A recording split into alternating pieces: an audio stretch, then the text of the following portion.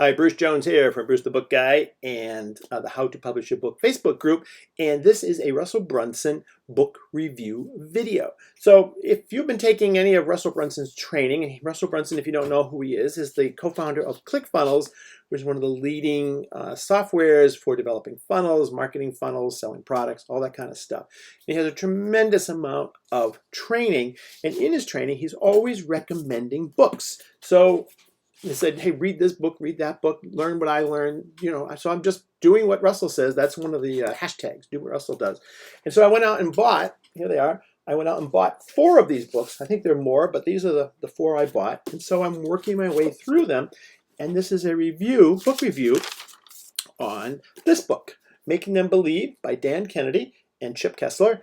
And it's a great book. And it's about this guy who practiced in the 1920s and 1930s, Dr. J.R. Brinkley, and he developed this technique of, this sounds pretty gross, putting goat testicles into men to help with their sexual performance. So a bizarre, crazy thing that he did.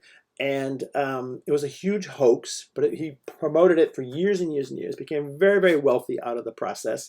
And in the process, he developed used a ton of standard marketing techniques that we still use today. And Russell used a lot of them. He mentions this book, and we still use a lot of them. You can recognize them. As soon as I'm going to list some of them out here, you'll go, oh, gee, I thought that was like a new thing. That's what we do today in the internet marketing world. But no, these have been around for a long time.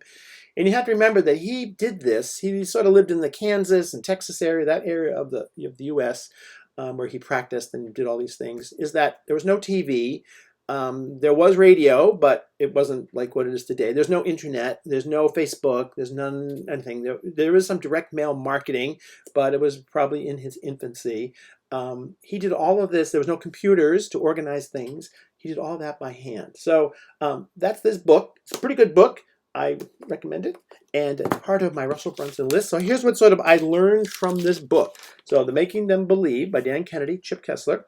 So one of the first things that he teaches in here is about the classic internet marketing strategy for marketing: problem, agitate, problem, offer solution. So you have the problem, agitate the problem, offer a solution. So you list your problem, present a solution, and often you are the solution to the problem. And you do this tapping into some kind of a well-defined niche. So he's doing all of these things here. Create your own authority and create your own credentials. So if you can't be famous, you make up that you are famous, or you make an organization, or you make an association, and you give out awards to yourself. And you put plaques up on the wall and says you're the #1 person doing this or that. It's all about building authority and establishing yourself. And a lot of people do this. A lot of people form their own associations and promote themselves in it. Sell the same product different ways. So this is something I learned a long time ago. I used to ride the train with an intellectual property attorney, and I have some software products, and he would always listen to them. And then he said, that people compete against themselves with their own products. And I was like, what are you talking about? So what the technique is that you have your product that you're selling in one channel is you take the same product, rebrand it as something else, and then compete against yourself. So I started to do that, and then you find that you can sell more of your products because you're going in different channels with the exact same product. You change the names, and you compete against yourself. Well, he was an early proponent of doing that. Defining your market. Super, super important. Where are you selling to? Who are you selling to? The Brinkley Blueprint. So this guy's name was Dr. J.R. Brinkley. He actually was a doctor, but it was kind of a, not a full-on degree. Clear, focused, have a clear and focused and usually some kind of a shocking or contrarian position. So you're trying to make yourself stand out from your competition. You take another viewpoint. It could be, markers help with hair loss. Think you can just rub this on your head and you will get a full head of hair. That's a contrarian position. These don't do anything. It's just a piece of plastic. Deliberately be controversial. So you'll see this a lot. People take contrarian positions. They stake themselves out. It's just to take an opposite viewpoint. Be about something and be known for that thing. So whatever it is that you are for, and sometimes it's just a prop. Sometimes you're the guy with the hat. oh, that's the person that wears the hat, the person that does this or something. So it's just staking out your own place in the market. Taking that personally and being in every media you can. So that's the common thing we do today. We try to be across all media. Are we on YouTube and Facebook and Instagram and radio and TV and podcasts and blogging? All that's technology driven. But even at this time, you could be in lots of different mediums. So you could be in newspapers, you could be in brochures, you could be in advertising, you could, all kinds of ways. Owning your media if possible. This is huge. So one of the ways he built himself up is he used, which I learned from this book, is he used radio. So he would sponsor radio shows and do things, and then he needed to fill content, so he started hiring singers and people. And people started to realize they didn't like what he was doing, or he was too controversial. They didn't like the topic he was doing, so they would ban him off that radio. Eventually, he bought his own radio station in Mexico and broadcasted across the United States with 1 million watts and covered pretty much the entire country. He got his own media. We can do that today too. In fact, I often will talk about, when I'm talking about these kind of issues, is that there's 5 major things that have all fallen. The gatekeepers have fallen on broadcasting, publishing, marketing, advertising, and distribution. We used to not be able to do broadcasting. We used to not be able to do publishing because there's an agent, there's a company that gets in your way. That is no longer there. You have the ability to put your stuff out in all kinds of ways. The gatekeepers have fallen. The companies are still there. The big publishers are still there. CBS, NBC, ABC, they're all still there. But now you can do your own thing. YouTube is your own broadcast channel. Your phone is the TV set. So you can go and put up your own shows. If you want to have a show, you don't have to wait to try to get a spot on CBS. You can just start this afternoon. Just start reading headlines about sports, and you have a sports show. Talk about it, or you have a fishing show, or you have a publishing show, or you have whatever you want show. There's nobody in your way that stops you. You can do this. You want to publish a book? I've published all those, 50 of them. Anyway, so that's a cool thing. Own your own media, or control it. People are not looking for prevention; they're looking for a cure. This is a huge one that he did here. So you want to be in the cure business, not in the prevention business. So it's basically, another way of saying this is that you sell the results, not the process to sort of get there.